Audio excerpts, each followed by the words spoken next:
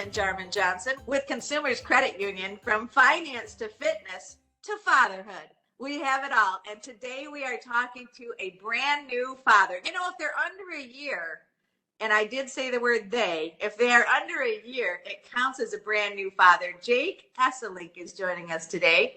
He is our videographer. You know what? He's our producer here on Money I'm Home. Jake, thanks for being with us today. No problem. Thanks for having me on. It's a little weird being on the other side. I was just going to ask you that.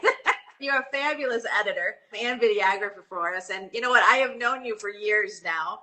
And I just want to share with our audience, you don't really know what goes on behind the scenes here at Consumers Credit Union. And we always talk about our family. Well, Jake, he surprised us all. You surprised us in a marketing meeting, and it was absolutely spectacular. Tell us about what happened when you told us you were going to be a dad. Yeah, I believe it was actually a marketing meeting, marketing Christmas party. We took care of business first, then we started our Christmas party. And I had told everybody knew that we were having a kid. And I said, I'm going to put a little gender reveal. We had just found out the night before our party what the gender was. And I said, whoever opens up my gift, I'll hide it in there. We did a little white elephant gift exchange. And so I got the opportunity to put a card in there that said it's a boy, but not only did I put one card in there, I was able to put two cards in there, and they both said it's a boy. Me and my wife were just about as surprised as the team was to find out that not only was it one boy, it was two. So it was quite the day for us, quite the 24 hours, and I think our team was actually some of the first to know besides our family. Well, we are family, Jake, and you and Sarah are just the best parents. The boys are now 10 months already, which is crazy. But really, when you look at it, here you are, a new father, a new mom, and it's Father's Day weekend. Tell me a little bit about what you felt when you found out you were having twins, because you had already been to one session, right? Yeah, we had actually already had a couple ultrasounds, and there was definitely only one. I'm no medical expert, but I've learned a lot about twins in the last 10 months with them and the 9 or so months before then. And we actually did the 4D ultrasound, so it's a little bit of a extra thing you can do. You get to find out what the gender is a little bit early, and you can take a couple extra people with you. So we decided to take both of our moms. We thought that might be a little special as the first grandkid on each side. And she put the ultrasound thing on my wife's belly, and she said, "You know you're having twins, right?" And we looked at her, I kid you not, we looked at her and we laughed. We said, "You're so funny. That's what you tell everybody, isn't it?" And she goes, "No." She goes, "You see that round thing? That's a head. And you see that other round thing right next to it? That's another." So we were pretty shocked. The plan was always to have two kids. We just got it done on the first try, I guess. It would have been maybe a little bit of a different story if we had already had one and then we had another two. We would have ended up with a Lynn-sized family, maybe. Close. Halfway there, Jake. Halfway there. But yeah, so we were pretty shocked, but it was cool. We kind of, at the time, underestimated all the work that goes into not only one, but two. But hey, we're figuring it out as we go. Well, your moms were there, as you just said, and I can't even imagine how incredible they must have experienced this with you. And now, 10 months later, looking back, how important family is. Oh yeah, we definitely shared the joy with them. There were some tears of happiness for sure, and maybe some tears of fear from the parents that night. But ultimately, I think it was a really, really good thing that they were there for us that night. We had thought that me and my wife were going to go out to dinner after we had found out what the gender was. Just me and my wife. We thought it'd maybe be a special thing, but once the surprise went away, the freaking out started a little bit, and we're like, you know what? You guys better come to dinner with us because I don't know what we'll talk about. We might have just sat there in silence if we didn't have them with us, trying to figure out what we had gotten ourselves into.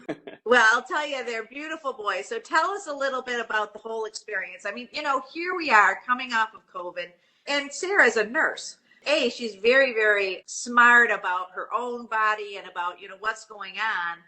But seriously, the unknown of everything that happened, Jake, I give you guys such great kudos for always having that positive energy about the boys. Yeah, with Sarah being a nurse, and not only a nurse, but specializing in babies, she was kind of in one of those situations where she almost knew too much.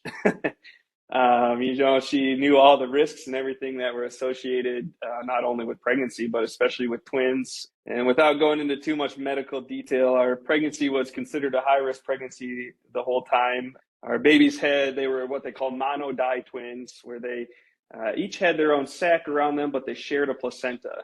And so we had a little bit of a long journey, that's for sure. We had a lot of doctor's appointments in the 9 months leading up.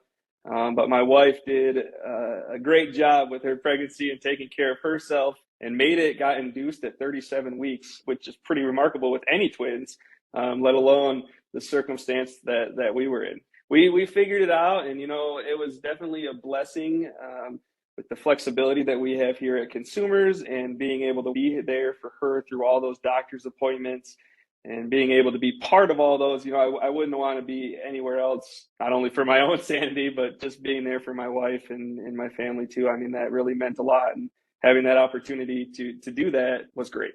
I just saw a picture of them, and we're going to actually hopefully have a picture in our podcast cover, if you don't mind there, Jake. Sure. But Luke and Dave, tell me a little bit about, close your eyes a second, Jake, and go back to like your own growing up. And, now that you're a dad, and here it is Father's Day weekend, tell me a little bit about how you're feeling. It's got to be just something almost surreal with the two. My wife got to do it obviously a few weeks ago with Mother's Day, and tried to make that as special as I could for her, with the boys being little. And it was great. And knowing Father's Day was coming up, I was like, oh, this will be fun. When it's Father's Day, I'll get to do the same thing with the boys. But it really doesn't set in until it's here, pretty much here, and we start making plans of what we're going to do that day. And I love boating and I love fishing, as you know. So we're going to take the boys out on the boat with our family, the grandparents, my dad. And I think that's kind of one of the things that I'm really looking forward to, because growing up as a kid, like you said, we used to go camping every year, up north. My dad's dad lived up in Roscommon, so we used to go camping up there every year, and I got to spend Father's Day not only with my dad, but with my dad's dad and my grandpa. And he's not around anymore, but I think it's super special, and I hope we get to start that same tradition where my boys growing up will not only get to spend Father's Day with their dad, but my dad too. And so I'm really excited to keep that tradition going. It looks a little bit different. We're not up north and we're not camping, but maybe the boat will be our every Father's Day weekend thing. Obviously, traditions are very important to you. Are there other traditions that you want to start with your boys, or what do you think you want to instill in them as they grow older? When you say traditions, the first thing that comes to my mind that we actually already got to do with our boys, this will make you laugh. I remember going back when I first got out of school, and me and my wife, or girlfriend at the time, my wife now, Sarah, we had our first apartment, and we put up our first Christmas tree. And for whatever reason, we had said for the last few weeks before we put up our Christmas tree, we want to make corn dogs. And so we happened to make those homemade corn dogs, busted out the deep fryer as we were putting up the Christmas tree. And we laughed about it because corn dogs and Christmas, I don't know, it was just funny.